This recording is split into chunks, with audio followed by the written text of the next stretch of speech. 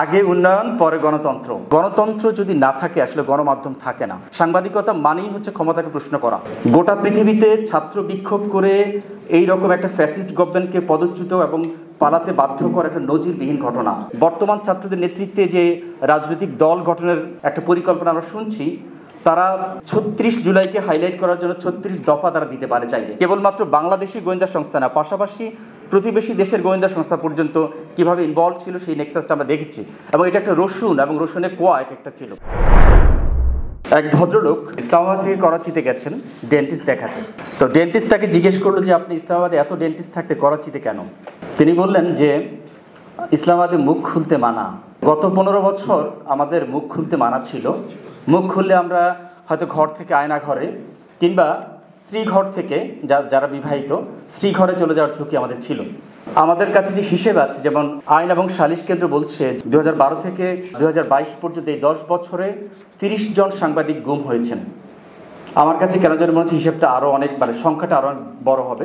যে ডিসকোর্স দিয়ে বিগত গভর্নমেন্ট টিকে ছিল তার মধ্যে সবচেয়ে বড় ছিল যে উন্নয়ন ডিসকোর্স, ডেভেলপমেন্ট ডিসকোর্স। আমরা দেখেছি ইতিহাসে যদি আমরা দেখি যে আইয়ুব শাহী ১০ বছরের যে শাসন ১৯৫৮ থেকে ৬৮, এই ১০ বছর শাসন পরিচিত ছিল উন্নয়নের দশক হিসেবে। কিন্তু এই উন্নয়ন দিয়ে তিনি তার গণ অভ্যুত্থান ঠেকাতে পারেননি, যেটা হয়েছে ১৯৬৯ সালে। শুধু উন্নয়ন দিয়ে যে গণ অভ্যুত্থান ঠেকানো যায় না, ইতিহাসে তার নজির আছে। আইয়ুব খান হচ্ছে সেই নজির। আমরা একইভাবে দেখেছি যে এই গভর্নমেন্টের সময় পেহেলে ডেভেলপমেন্ট বাদ মে ডেমোক্রেসি, আগে উন্নয়ন পরে গণতন্ত্র, কিংবা নানান ধরনের আপনার উন্নয়ন ডিসকোর্স, উন্নয়নের ধারাবাহিকতা, কিংবা ইনক্রেডিবল বাংলাদেশ বা বাংলাদেশ প্যারাডক্স, নানান ধরনের ডিসকোর্স আমরা দেখেছি।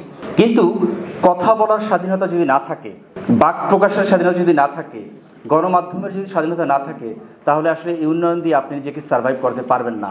এবং যে কারণে আমরা দেখছি যে র্যাপ মিউজিকে যে দুটো র্যাপ মিউজিক সবচেয়ে বেশি সাড়া জাগিয়েছে এবং পপুলার হয়েছে, তার একটা ছিল কথা ক, আর একটা ছিল আওয়াজ উড়া। দুটোই কিন্তু বাক প্রকাশের সাথে সম্পৃক্ত। এই বাক প্রকাশের স্বাধীনতা যদি না থাকে, তাহলে আপনি গণমাধ্যমের স্বাধীনতা আসলে থাকে না। আমরা এটা দেখেছি যে ২০২৪ সালে যে ছাত্র এবং জনতার বিক্ষোভ, যদি এটাকে ছাত্র বিক্ষোভ আকারে আমরা দেখি, তাহলে এই বিক্ষোভ হচ্ছে শুধুমাত্র বর্তমান বাংলাদেশ না, সাবেক পূর্ব পাকিস্তান কিংবা সাবেক পূর্ব বাংলা না, এটা গোটা পৃথিবীতে একটা নজিরবিহীন ঘটনা। গোটা পৃথিবীতে ছাত্র বিক্ষোভ করে এই রকম একটা ফ্যাসিস্ট গভর্নমেন্টকে পদচ্যুত এবং পালাতে বাধ্য করা একটা নজিরবিহীন ঘটনা। এবং সেই ঘটনা থেকে আমি আজকে এই সভাতে একটা প্রস্তাব তুলতে চাই যে ১৯৫২ সালে যখন ছাত্র আন্দোলন হয়েছিল, সেই ছাত্র আন্দোলনের পরবর্তীতে ৫৪ যুক্তফ্রন্ট নির্বাচনে আমরা দেখেছি যে ২১ দফা তারা দিয়েছে, তারা ২১শে ফেব্রুয়ারিকে হাইলাইট করার জন্য।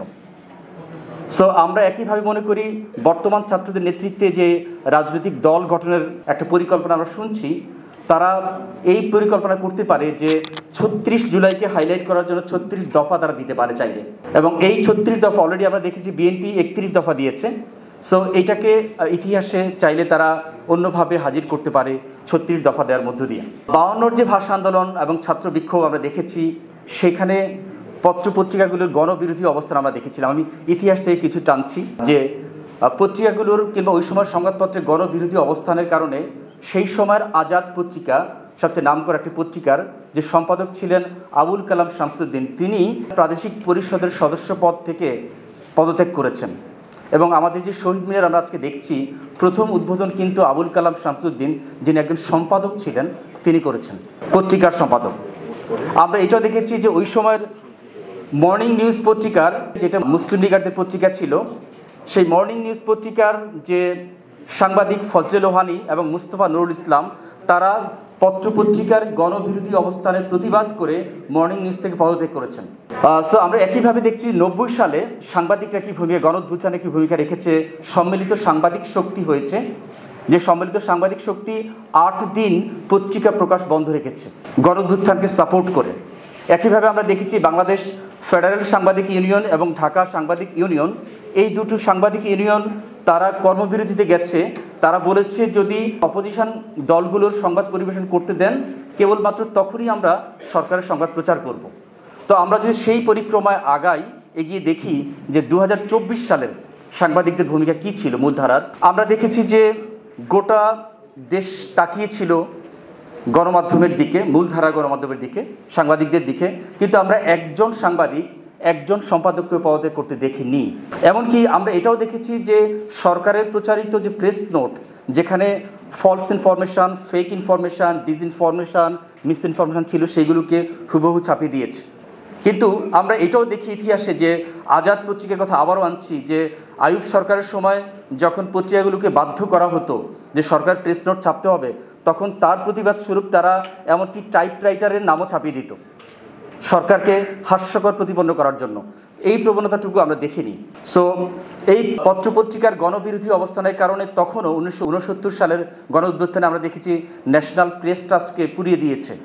এবার আমরা দেখছি বিটিভিকে পুড়িয়ে দিতে, এবং বিটিভিকে পুড়িয়ে দেওয়ার পর বিটিভি যখন সাহায্য চেয়ে ফেসবুক পোস্ট দিয়েছে, এবং সেখানে দেখেছি 1,34,000 রিয়াকশানের মধ্যে 1,17,000 রিয়াকশান ছিল হাহা রিয়াক্ট। ফ্যাসিবাদ কিন্তু কেবলমাত্র গত 15 বছর ছিল তা কিন্তু না। আমরা কিন্তু ছোট বড় মাঝারি নানান ধরনের ফ্যাসিবাদী এবং স্বৈরতান্ত্রিক ব্যবস্থার মধ্য দিয়েই গিয়েছি এবং যাচ্ছি। সো এই ব্যাপারটা আমাকে স্পষ্ট করতে হবে। কেবলমাত্র 15 বছরের মধ্যে ফ্যাসিজম খুঁজলে কিন্তু আমাদের হবে না। আমাদেরকে দেখতে হবে ইতিহাসের আলোকে, ইতিহাসের বিভিন্ন কালপরের ফ্যাসিজমকে আমরা কীভাবে দেখেছি, এবং সেখানে সাংবাদিকরা কী কী রোল প্লে করেছে, এবং বর্তমান এই মুভমেন্টে এবং সাংবাদিকরা কী রোল প্লে করেছে, তার আলোকে আমি আলাপটা করছি আমার। সো আমরা যদি বর্তমান আলাপে আসি, আমরা যদি বাংলাদেশ রাষ্ট্র, স্বাধীন রাষ্ট্রর ফ্যাসিজম ধরে আলাপ করি, সাংবাদিকদের উপর যে নানামুখী ফ্যাসিজম হয়েছে, তাহলে আমরা দেখি যে গণকণ্ঠ লেখার কারণ গণকণ্ঠের সম্পাদককে গ্রেফতার করা হয়েছে। আমরা দেখেছি যে মাওলানা ভাসানীর যে হক কথা, তার যে সম্পাদক ছিলেন ইরফানুল বারী, তাকে গ্রেফতার করা হয়েছে 1972 সালে। আমরা দেখি 1974 সালে ইত্তিহাদের যে সম্পাদক অলি আহাদ, তাকে গ্রেফতার করা হয়েছে। সো একইভাবে তখন 4টি পত্রিকা রেখে বাকি পত্রিকাগুলোকে বন্ধ করে দিতে আমরা দেখি, এবং বিশেষ ক্ষমতা আইন জারি করতে দেখি 1974 সালে। এবং যে বিশেষ ক্ষমতা আইনের মধ্যে এমনও ছিল যে কিছু পত্রিকা বন্ধ থাকবে, এমনকি সেই পত্রিকাগুলো যদি হকাররা ডিস্ট্রিবিউট করে, তাহলে হকারদেরকে অ্যারেস্ট করার বিধানও সেখানে ছিল। সো তার পরম্পরায় আমরা দেখছি যে বর্তমানে এসে সেই ফ্যাসিজমের ব্যাপারগুলোকে, সেই স্বৈরতান্ত্রিক ব্যাপারগুলোকে প্রকট হয়েছে, অ্যাকিউট হয়েছে আমরা যেটাকে বলছি। এবং সেখানে একটা নেক্সাস আমরা দেখছি, গণমাধ্যমের যে মালিক, ব্যবসায়ী, রাজনীতিবিদ এবং গোয়েন্দা সংস্থা। এবং এই গোয়েন্দা সংস্থার মধ্যে অধ্যাপক মামুন এখানে বলে গেছেন যে কেবলমাত্র বাংলাদেশি গোয়েন্দা সংস্থা না, পাশাপাশি প্রতিবেশী দেশের গোয়েন্দা সংস্থা পর্যন্ত কীভাবে ইনভলভ ছিল সেই নেক্সাসটা আমরা দেখেছি। এবং এটা একটা রসুন এবং রসুনের কোয়া একটা ছিল। এই রকম একটি ব্যবস্থায় যেখানে আমরা দেখছি যে গণমাধ্যমের মালিক এবং রাজনীতিবিদ একই পার্সন, তো সেরকম একটা ব্যবস্থায় তারা আসলে অনেকগুলো মিডিয়াকে আমরা দেখেছি গত 15-20 বছরে। এবং এখানে একটা হিসেব বলছে যে 2020 সালের একটা হিসেব বলছে যে বাংলাদেশে 45টি বেসরকারি টেলিভিশন এসছে, কিংবা 28টি FM রেডিও এসছে, এবং 1248টি পত্রিকা এসছে এর মাঝে। কিন্তু আমরা গত মুভমেন্ট যদি দেখি, কিংবা আমরা যদি এই বিগত সরকার বা প্রতিটি সরকারকে দেখি, তাহলে আমরা দেখব যে সেখানে গণমানুষের কণ্ঠস্বর হিসাবে সেগুলো নিজেকে স্টাবলিশ করতে পারেনি। তো না পারার পেছনের বড় একটা কারণ হচ্ছে যেমন পত্রিকা রেজিস্ট্রেশন, কিংবা টেলিভিশন লাইসেন্স, সাংবাদিকদের অ্যাক্রেডিটেশন কার্ড, বা তাদের যে সরকারি বিজ্ঞাপন কিংবা বেসরকারি বিজ্ঞাপনের ক্ষেত্রে গোয়েন্দা নজরদারির ব্যাপারগুলো। এবং টেলিভিশন লাইসেন্স একটা গুরুত্বপূর্ণ ব্যাপার।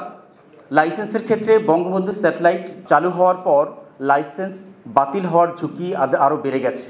তার কারণ এর আগে লাইসেন্স ছিল বাইরের দেশে, আমি বলছি বাইরের দেশে স্যাটেলাইট ইউজ করতো, কিন্তু বঙ্গবন্ধু স্যাটেলাইট চালু হওয়ার পরে তাদের সেই ঝুঁকিটা আরও বেড়ে যায়।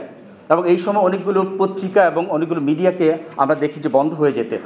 বিজ্ঞাপনের ক্ষেত্রে আমরা দেখি যে সরকারি বিজ্ঞাপন তো সরকারের অপছন্দের পত্রপত্রিকা পেতই না, পাশাপাশি এবং সেখানে এক ধরনের দেয়াল পত্রিকা বা আন্ডারগ্রাউন্ড পত্রিকাকে আমরা দেখেছি যে যারা বেশি সার্কুলেশন দেখিয়ে তারা বেশি বিজ্ঞাপন পেত, যেমন ডেইলি ট্রাইব্যুনাল এবং ডেইলি ইন্ডাস্ট্রির মতো পত্রিকাগুলোকে আমরা দেখেছি।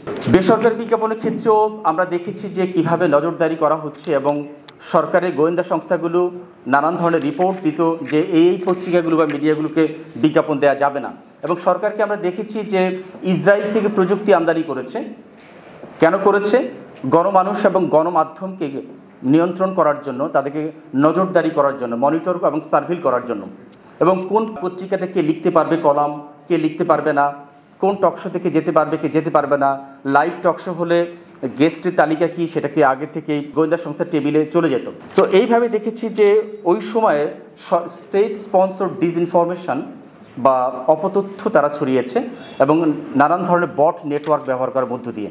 এবং এই সমস্ত বট নেটওয়ার্কের একটা এক্সাম্পল যদি দেওয়া হয়, যে গত ইলেকশন যেটা হয়েছিল সেই ইলেকশনের আগে এবং পরে তারা 21,000 পোস্ট দিয়েছে 369টি ফেসবুক প্রোফাইল ওপেন করে এই বট নেটওয়ার্ক। এবং একইভাবে আমরা দেখেছি যে all the prime ministers man সেটা যখন রিলিজ পায়, ওই যে ডকুমেন্টারিটা রিলিজ পাওয়ার পর আপনার CRI centre for research and information তারা বট নেটওয়ার্কের মাধ্যমে দুজন সাংবাদিক জুলকারনাইন সায়ের এবং তাসলিম খলিল তাদের বিরুদ্ধে 3,000-এর বেশি ফেসবুক পোস্ট দিয়েছে এই সময়ের মধ্যে।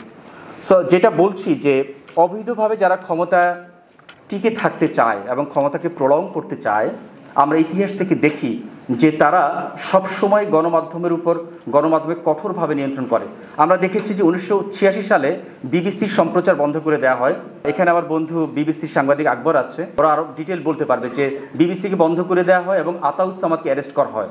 সো অবৈধভাবে ক্ষমতাকে কুক্ষিগত করা এবং টিকে থাকার জন্য বিগত গভর্নমেন্টকেও আমরা দেখেছি যে তারা নানান ধরনের স্ট্র্যাটেজি ফলো করেছিল এবং তার কিছু আমরা আগে বলেছি। সো একইভাবে বলবো যে গণতন্ত্র যদি না থাকে আসলে গণমাধ্যম থাকে না। এবং সম্প্রতি আমরা নিউ এজ পত্রিকার সম্পাদক নুরুল কবিরকে দেখেছি যে প্রধান উপদেষ্টার ইন্টারভিউ নিতে, এবং সেটা বহুল প্রশংসিত হয়েছে। প্রেস কনফারেন্সের রূপ নিয়েছে, প্রশ্নের পরিবর্তে যে প্রশংসাটা হয়েছে তার একটা কাউন্টার নুরুল কবির দেখিয়েছেন বর্তমান গভর্নমেন্টের সময়। সো আমরা মনে করি ক্ষমতাকে প্রশ্ন করা, ক্ষমতাকে চোখে চোখে রাখা, ক্ষমতাকে নজরদারি করা, ক্ষমতাকে মনিটর করা, ক্ষমতাকে সার্ভিল করা সাংবাদিকদের কাজ। সাংবাদিকতা মানেই হচ্ছে ক্ষমতাকে প্রশ্ন করা। যে সাংবাদিক ক্ষমতাকে প্রশ্ন না করছে সেটা সাংবাদিকতা না। এবং সাংবাদিকদের বরাবরই অপোজিশন রোল প্লে করতে হবে, এবং অপোজিশন রোল প্লে করা মানে হচ্ছে ওয়াচডগের রোল প্লে করা। সো ক্ষমতার সাথে সাংবাদিকদের সম্পর্ক বন্ধুর না, বরং বন্ধুর। ধন্যবাদ সবাইকে, আবার অভিজ্ঞালিক শুভেচ্ছা।